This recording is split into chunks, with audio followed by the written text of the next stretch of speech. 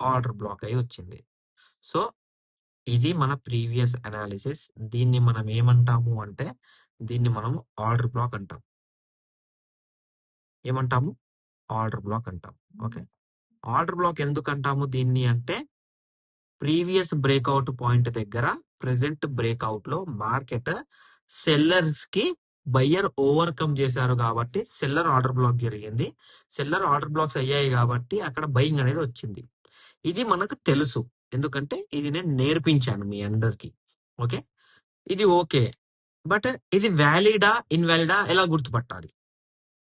And valid అయితే continuation of buying ఉంటది. ఇది ఒకటి గుర్తుపెట్టుకోండి. వ్యాలిడ్ అయితే కంటిన్యూషన్ ఆఫ్ బయింగ్ ఉంటది. ఇన్వాలిడ్ అయితే రివర్సల్ ఉంటది. ఇన్వాలిడ్ గురించి రేపు మాట్లాడతాను నేను.